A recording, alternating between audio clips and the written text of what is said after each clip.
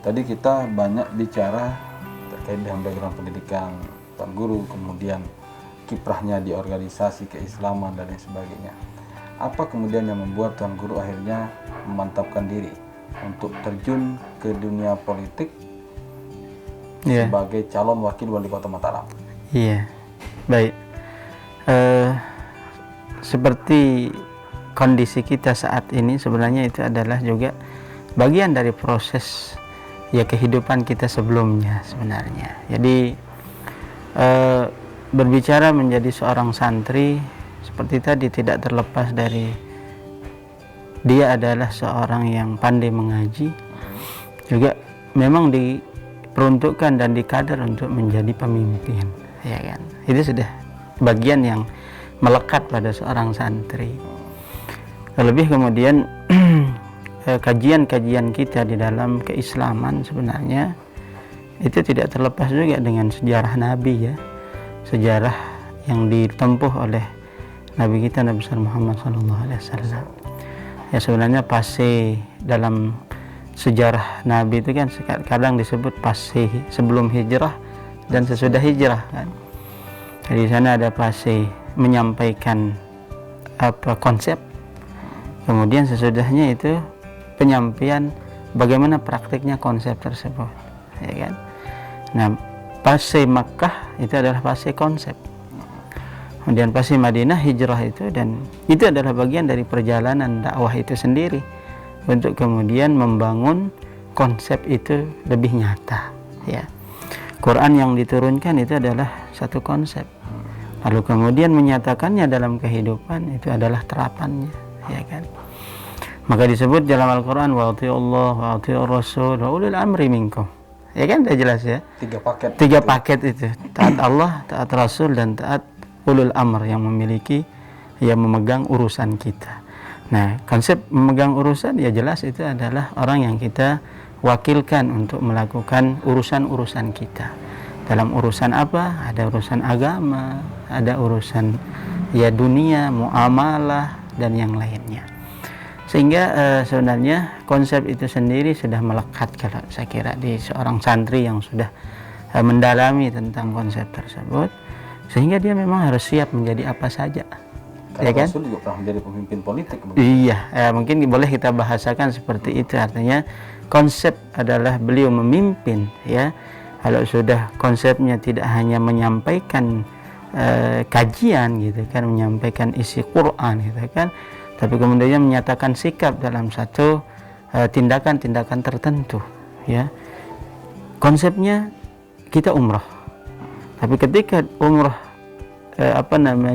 dicegat. Kenapa dicegat? Ya kan? Cegatnya adalah karena tidak setuju begini gitu kan. Nah, ternyata di sana ada sesuatu hal yang harus dilakukan dengan secara konsep lain. Nah, itulah makanya terjadi namanya konsep as-sulh gitu ya. Ada perdamaian. Itu sudah terlihat sebenarnya itu adalah satu konsep siasah gitu kan, mengatur sesuatu. Artinya sebenarnya dalam Islam mendekatkan juga kepada maslahat, menjauhkan kepada mudarat kan begitu. Menjauhkan kepada yang baik, mendekatkan kepada yang baik dan menjauhkan dari yang buruk. Kan konsep itulah yang kontennya dalam konsep siasah itu adalah menjaring sebanyak-banyaknya kemaslahatan dan menjauhkan sebanyak-banyaknya kemudaratan. Karena dalam Islam juga diatur sebenarnya politik siasah itu. Boleh, ya memang betul gitu kan, dan tampak memang seperti tadi dari ayat sudah kita jelas. Atiullah wa atiur rasul ulul amr. Ya, maka sudah jelas pasti di sana ada sebuah kepemimpinan, ya. Bahkan sebelumnya juga sudah dijelaskan, Quran juga mengatakan ini ja'ilun fil ardi khalifah kan. Nah, khalifah itu sendiri adalah seorang atau sesuatu yang memang dipercayakan untuk mengelola, ya kan. Maka kita khalifah di muka bumi ini Allah Ta'ala berikan ya amanah untuk ya kita menguasai bumi ini, untuk mengelolanya, ya. Nah, ini konten kecil sebenarnya, makanya ya mengurus masyarakat itu bagian konten terkecil. Setelah kita menyatakan sikap kita ini adalah hamba Allah, ya beriman kepada Allah, Nah, sudahnya pengamalan dari iman itu sendiri memang adalah kita saling membantu, kita saling mengayomi, kita saling mempercaya, dan yang lainnya yang kemudian terakumulasikan dalam problematika umat ini.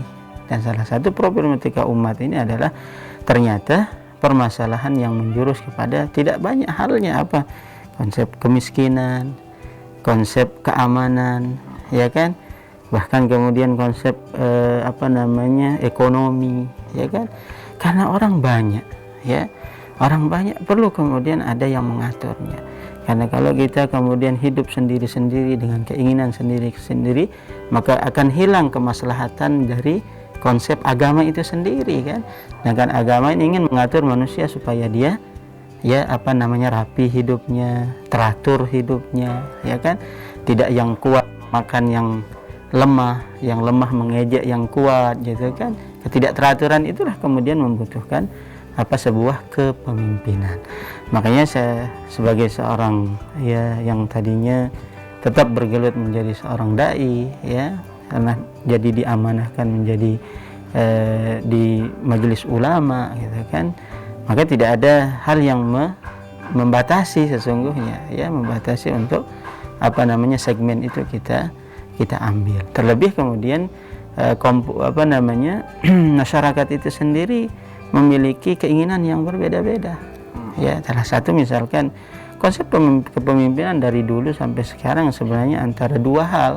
Konsep yang memang itu adalah pemimpin yang lahir dari pemaksaan, ya, boleh kita katakan pemaksaan, seperti apa konsep kerajaan, konsep yang seperti itulah dengan turunannya, kan, itu asalnya adalah penguasaan dengan sesuatu kekuatan otoriter. Kemudian ada yang konsepnya memang dari masyarakat, dan itulah yang disebutkan pada kisah perjalanan Rasulullah SAW. Dulu ada nabi yang diutus sebagai seorang raja, jadi raja sekaligus nabi. Nabi Sulaiman, Nabi Daud, dia adalah seorang raja. Tapi Nabi Muhammad siapa? Beliau adalah seorang rasul, manusia biasa yang kemudian diangkat oleh umatnya menjadi seorang pemimpin, menjadi imam, ya. Jadi rakyat biasa dulu. Iya, ya. Artinya mungkin bahasanya begitu, dan itu adalah pilihan masyarakat, pilihan umatnya, ya kan. Nah, makanya konsep itulah yang sekarang kalau kemudian dalam konsep Islam menyebutkan kalian itu sebagaimana kalian. Kalau kalian adalah orang soleh, insya Allah pemimpin kalian orang soleh. Kalau kalian tidak soleh, lahirnya juga adalah orang tidak soleh. Karena pemimpin itu dalam konsep Islam adalah lahir dari rahimnya sendiri. Ya, kalau masyarakat adalah masyarakat yang baik, maka perbincangan itu, kelahiran itu adalah kelahiran yang baik. Lahirlah pemimpin yang baik. Tapi kalau konsep masyarakat kita setengah-setengah, masyarakat kita masih memiliki konsep yang berbeda dengan kesalehan itu, ya, tunggu saja bahwasanya yang lahir juga adalah pemimpin yang seperti itu. Artinya kita simpulkan bahwa kita bisa melihat bagaimana karakter dan ciri masyarakat itu dari bagaimana ciri pemimpinnya. Betul, ya. Dan kita berikhtiar untuk itu, bahwasanya itu representasi dari masyarakat juga. Ya. Dan ini pernah disampaikan dalam asar-asar Rasulullah SAW. Jadi kaifa takunu yuwalla alaikum, ya, gimana kondisi kalian, maka kondisi itu yang akan melahirkan, ya, siapa yang akan memimpin kalian. Maka kalau kita optimis, gitu kan, bahwasanya masyarakat menginginkan pemimpinnya adalah pemimpin yang insya Allah baik karena lahir dari masyarakat yang baik, ya.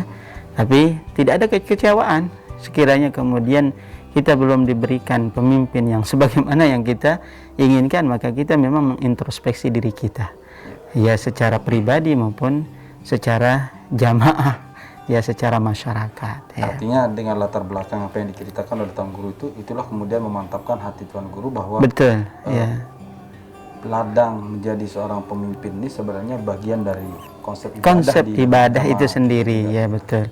Jadi konsep ibadah itu tidak terselesaikan dalam kita memberikan ungkapan, dan itu sampai konsep saja, ya. Tapi kita menginginkan karena Al-Quran atau apa saja yang merupakan dalil yang kita jadikan sebagai pedoman dalam beragama, itu adalah liyu'mal bihi, untuk kita amalkan. Ya, maka ada sebagian yang sampai mengamalkannya itu hanya sampai apa? Sampai membacanya, hanya bentuk tataran konsep.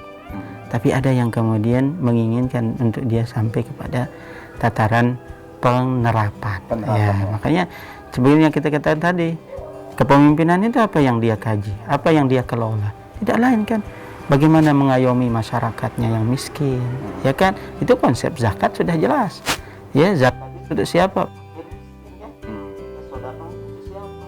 Miskin nggak ada untuk orang kaya gitu kan. Tapi orang kaya apa keinginannya? Kenyamanan hidup, kelancaran ekonominya, ya kan? Itu ada di pasar. Pasar itu ada konsepnya.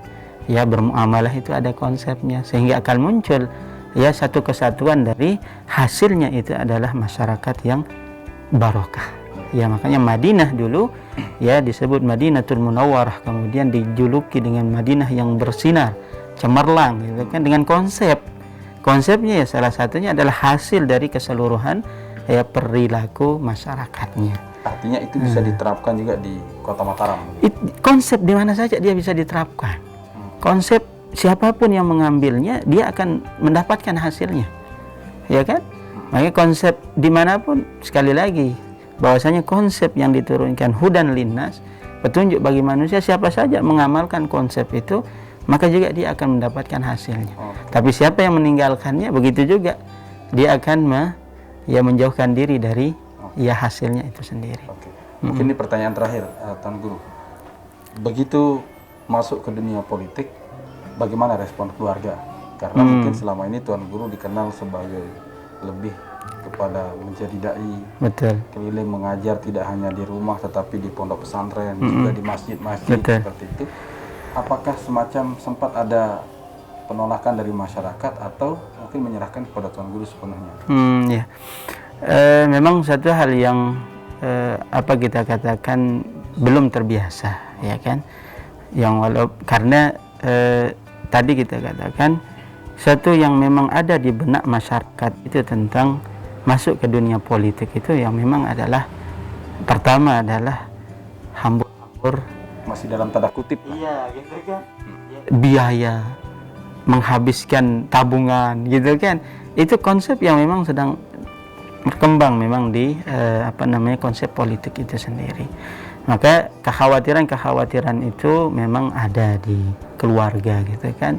Tapi setelah kita merembukkan bahwasanya ini adalah bagian yang tidak kita bisa ulang terkadang, kesempatan ini juga tidak datang begitu saja gitu kan. Ya alhamdulillah ya dengan menerima, kemudian mempelajari sedikit demi sedikit tentang dunia politik itu, ya alhamdulillah ya keluarga, masyarakat kemudian menatap bahwasanya masa depan itu juga tidak keluar dari bergabungnya kita ya untuk bergelut di dalam bidang politik ini, ya untuk membangun masyarakat, membangun masyarakat ternyata tidak terlepas juga dari kepiawaian kita untuk berkomunikasi dengan perangkat-perangkat yang memang diamanahkan oleh undang-undang ini menjadi perangkat pembangun pengelola negara. Ya seperti itu. Oleh sebab itulah kemudian keluarga dengan insya Allah ya ikhlas dan